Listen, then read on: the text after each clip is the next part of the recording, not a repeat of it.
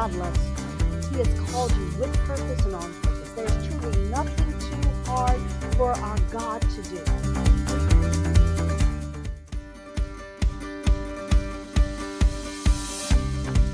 Hello, and welcome to the Miracle Connection. I'm your host, Dr. Miracle Pettenger. I am so excited. I have a special guest with me today. Today we have an author, speaker, licensed minister, awesome woman of God, personal development coach, wife, and mother. Please welcome Mrs. Shelita Winfield Duke. Yay! Thank you. Thank you. Thank you so much for having me. And Miracle, thank you so much for the opportunity to speak with you on today. Awesome. Thank you so much for being here. Well, we're going to go ahead and get into it. So as I've read, you are an author. Can you tell us a little something about the books you've written? Yes, I have written what I like to call both a journal and a devotional. It's called The Soul of a Champion, 21 Days to Greatness. And what it really is all about is 21 days, 21 ways, 21 scriptures that talk about revealing the greatness in you. So every day we have a little bit about me. We do a scripture reference and a prayer and a journal prompting. And it really just helps the reader dig deep down into looking at his or herself and really tapping into the greatness that God has placed in you. We know that God has placed greatness in each one of us, and I liken greatness to purpose. We each have greatness. We each have purpose. We were each created for a reason, but the things in life just kind of get in the way of that sometimes. And so I'm really focusing in on how you can really get back to who you are and who God created you to be, so that you can get on track to doing the things that God created you to do. Awesome. Now, as you're talking about identifying and developing greatness on the inside of us, how do we do that in the midst of the trials, the tribulations, especially right now? We know that the world in and of itself is going through this season of pandemic. So how do we truly identify the greatness on the inside of us without falling into the traps and the temptations of depression and discouragement and woe is me, and just being so overcome by all the hardships that are going on around us that we lose sight of who we are? Well, I would say that God is no respecter of persons, and he has a 100% track record. So when I think about where we are today in this pandemic, in the midst of COVID-19, being in the house, being in, being relegated to what you can and can't do, I think about the things that God has done for me in the past. Yes. When I think about how he has delivered me from some things, when I think about how he has brought me through some things, you can really start to say to yourself, okay, I have enough in me to thank God. No matter what's going on right now, I can thank him for where I am in this moment. So I think about to my first marriage and all that broke loose with that, and the adultery, the cheating husband, the lying friends, all of that. And I think, okay, he brought me through that, so he's not going to leave me now. When I think about the death of my 7-day-old son, and if he can bring me through that, then I don't have to worry about where we are now, because he has already equipped me to know if he had me then, surely he has me now. My husband, he likes to say, when we can appreciate God because we have access to him. And so knowing that I can go to God with anything at any point in time brings comfort. So when I look around to all that is happening right now, I can think back to then and thank him for today. So as it relates to my mental state, my emotional state, I know that I can lean, depend, and trust on God. And so despite what things may look like, I know he got me. He has me, he has my family, he has everything that's tied to me. And that is the mantra you have to tell yourself. You have to really look at the things that you are thinking. What are you letting into your ears? What are you listening to? What are you looking at? And what are you saying? Because that is what becomes the reality. Yes. So it all starts with the mind. You know, Joyce Myers has the book, The Battlefield of the Mind. It really is true. Everything that you deal with and overcome begins and ends with how you think about it. Most definitely, because if we, as we know, the Word of God tells us that we must renew our mind daily, and we have to focus our mind and read. Basically, it's retraining your brain. Right. Because the world system and humanity in and of itself has a tendency to look for the bad things and focus on the bad things, be overly concerned, worried, stressed out over all the what ifs and the negative possibilities, that if we don't retrain our brain and keep in mind the things that God has done for us, what he has brought us through, remembering that the same God who did it back then, he most definitely would do it again. He has not changed. Nothing catches God by surprise. So that means this entire global pandemic did not catch God by surprise. By surprise. They may have yet he still allowed us. Exactly. Caught us by surprise, but not God. And yet he still purposed us to have all of these divine revelations and wisdoms and insights in January, knowing what was going to happen in February, March, April, May, June. Right. And I remember thinking, I used to, you know, people would always say, when it first happened, so how you doing? How you managing? How you holding up? How are you and the family? And we are fine. And I felt some kind of guilt about that initially, because there were so many people that weren't fine. Yeah. And so God had to tell me, no, you are favored. Yes. When you walk and operate in the favor of God, then you have an expectation that no matter what's going on, you will be fine.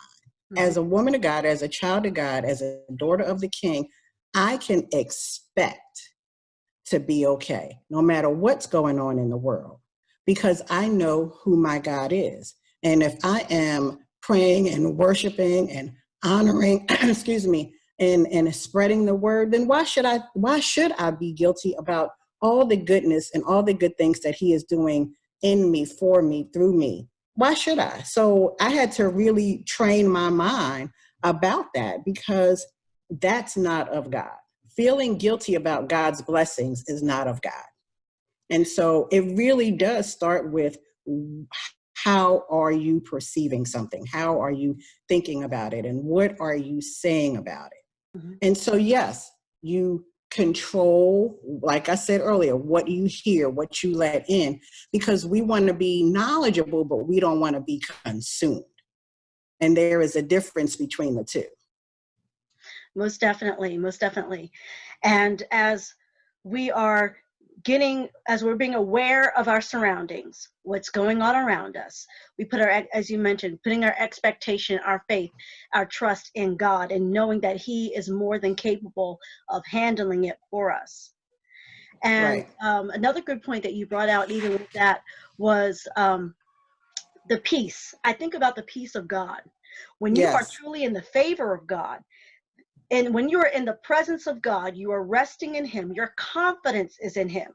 That means your security is in him. Purity, yes. Just like we turn on the security system in our homes, we can go to sleep at night knowing that nothing's going to catch us off guard. If something were to happen, there will be an alarm. We'll be aware, and we'll know how to respond accordingly. Otherwise, we can go to sleep in peace. And peace. And that's something, we know the scripture says, peace that surpasses all understanding. That's it. So when my son died, people couldn't understand how I was responding the way that I was. When my mother died, they couldn't understand how I was responding the way that I was. When my first marriage fell apart, people couldn't understand, oh my gosh, you didn't go off, you didn't do, no. Because at the end of the day, I'm not going to taint my witness, first and foremost. Yes. Second of all, no matter how I feel, that's what it is. It's a feeling. And it will not last forever. And God knows exactly what he is doing, regardless if I like it or not. God knows exactly what is best in the end. And I just have to trust him and his will, that all things that have happened to me is according to the will he has for my life. And each and every situation has made me that much stronger. And you mentioned some personal testimonies there about your son and about your mother. We're going to touch on that just a little bit. Okay. Okay. Well, reference to, I'm going to start with your mom. I, too, my mother transitioned to glory 3 days before my 33rd birthday, 3 months before my wedding. And Right. so she had just gotten done actually helping me get fitted for my wedding dress. And not too long after that, it was getting ready. And it just so happened she had just preached. She was an apostle in our church, and pastor and apostle. She had just got done preaching, Jesus is coming soon. And that little did we know, Jesus came. Little did you know. Jesus came for her that following Friday. And we had 2 homegoing services and everything. Wow. Yeah, one here in the area in Virginia, another back home in Pennsylvania for where she was from. And throughout all of these things, people kept wanting, and I was Sister Soldier. I was doing it because I was basically kind of first up in command. I was like, okay. Right, exactly. Me too. Yeah. Ministry keeps going, so let's move it. Let's move it. And a lot of people really did ask that question. How can you be okay? Well, it's not like she's lost. I know where she's at. Exactly. She's not lost. I know where to find her. So that's not the issue. And then after everything was said and done, and I actually had time to settle myself and I had to reflect on different things, that's when, for me, I had to let the peace of God really remind me that my salvation, my hope, my joy was not in her, but in God's, but in the demonstration of love being her, but it was in God, the source of love, the source of salvation. And I had to, and this relates back to your book, I had to identify the greatness because I still serve a great God. Right. God knowing that all these things were going to happen, still allow things to happen. So he can show me that the greatness that I am putting my confidence, my trust in should be in the source and not just resources. Absolutely. And that his greatness is on the inside of me. Yes. And so I think that really is a key principle, is identifying that when you can see yourself the way that God sees you, not just through the eyes of somebody else, because when that other person goes, that means their perception, their vision, everything. And if your identity is wrapped up in someone else, then when they go, so there goes you. There it is. Your identity goes with it. Yes, you love them. That's your mom. That's your dad. Whoever. Yes, all wonderful. But at the end of the day, they're still human. Yep. And God will call them home. Yes. And so that's where the identity piece came in for me, because you're absolutely right. You, as women, we have to recognize who we are and whose we are outside of any other human here that we're connected to. Parent, spouse, child, doesn't matter. Sibling, I have, I know several people that are twins and they're so connected to their sibling almost. And then it's like, well, they're still human and you are still two independent people. And how do you set your own identity outside of that? And so I really get it. It's like, where does one start and the other end? But if you come to the revelation and acceptance that you start and end in God, no matter what, no matter who, and no matter who, then nothing that goes on around you will alter your perception. It won't shake you. It won't break you. Right. Yes. Right. Yeah. And then your identity as a mother, and I too identify as a mom. I'm a mom of 3 right now, and we thank God for that. And actually with my son, he had open heart surgery at 7 days old. So, wow. Yeah, so the doctors actually, I don't recall the doctors telling me that he could have died anywhere between 7 to 10 days if he had not had open heart surgery. But it was like after the fact, they was like, we were expecting him to come out and not necessarily live at all. But just the unexpected hardship, that's what I want to get to. As a mom, dealing with unexpected hardship. How did you still keep your identity in God going through that unexpected hardship with your son? You know, the only way that I can explain it is just that honestly, one day turns into the next. Mm-hmm. You know, I was completely numb. You know, you carry a baby, you birth a baby, and you never expect that, okay, he's not going to live. Like, you just don't expect that. Yeah. He was very premature. Mm-hmm. And so, but even with that, you just don't expect that that's going to be the outcome. Mm-hmm. And when the Lord calls him 7 days, number of completion, Yeah. you know, and so you just kind of say, I don't know. Yeah. But you have to understand that it's okay not to know. Mm-hmm. Because God does not equip us to have all the answers. He just equips us to depend on him. Indeed. And so I didn't have all the answers. I didn't know how I was going to get through the next day. I didn't know how I was going to plan a funeral or, you know, do any of those things. I didn't know how I was going to get up and brush my teeth. Like, you just don't know. Yeah. But there is something that is innately in you that God places on the inside of you, and you just kind of say, okay, I know I need to get up. Mm-hmm. I know I need to do this. I know I need to do that. And you do it. And for me, you just do it. And I knew that I needed to honor him. And it was the same thing with my mother. Right. And so you do the best that you can in the space that you're in that moment. And trust me, God will do the rest. Mm-hmm. I don't know how I put together a funeral for a 7-day-old baby. I can't even imagine. I really. Right. But people God will give you what you need. You know, my pastor at the time, you know, I was not married. I was in church. I was not married. I didn't have a boyfriend. I was, you know, that was just a whole different lifestyle. And my pastor at the time said, I get that, but God still gives birth. God is the one that blesses you to, you know, with that child. And so we're going to honor your son. His name was Jonathan. We're going to honor Jonathan, and, you know, we're going to do a full out funeral. I mean, it was beautiful. Praise dancers, the singers, somebody donated a plot. The funeral home donated this, it just happened. Yeah. It just happened. And next thing I know, I'm having a full-on funeral for my son. Despite the fact that, you know, I'm operating in sin. I knew that. My pastor knew that. But grace. But there go I. But for grace, there go I. Yes. Absolutely. Yes. And you know, so you just kind of say, okay, God still loves me. Mm-hmm. But then, you know, again, we go right back to the mind. Your mind plays tricks on you, you know, and so you have to I had to get to a place where I forgave myself for the things that I had done or had been doing.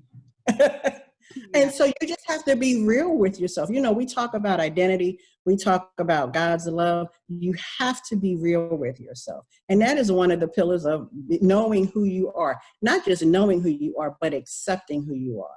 You can't change where you are if you can't accept who you are. Exactly. And so I had to get real with me, because no matter where I go, when I looked in the mirror, there I was. Mm-hmm. So, okay, I had to get me together. And that was the start of it. You know, it wasn't perfect. You know, it ebbs and flows. Life happens. You know, you fall in, you fall out, until you get your footing where you say, okay, you get to that place where you say, I love God more than I love this or that or him. Indeed. And so we thank God for lifting the scales from your eyes, Absolutely. For showing you that you are more valuable, that you don't have to believe the lies and the tactics and the tricks of the enemy, because we know that so subtle, crafty and subtle. Exactly. The enemy comes to steal, to kill, to destroy. And he also comes with the spirit of condemnation. Yes, that guilt that you talked about earlier, the guilt and the shame. God gives us a salvation that makes us not ashamed. Right.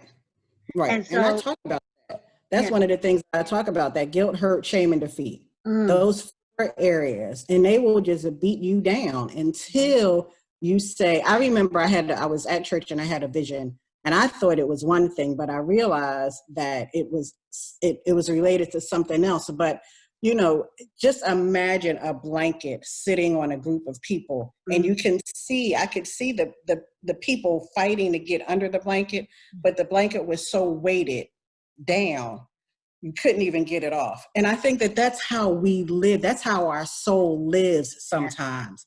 It is fighting to get out, to break free, but the weight of the sin is so heavy that we can't fight our way from underneath it. And God said, you will remove the blanket from people. Yes.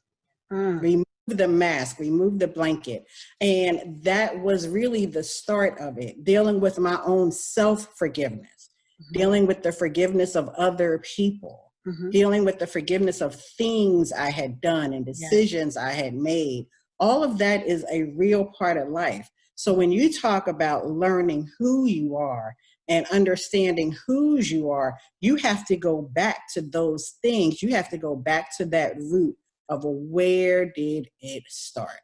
How did it start? What was that one event that opened the door for the enemy to come in and cover your eyes?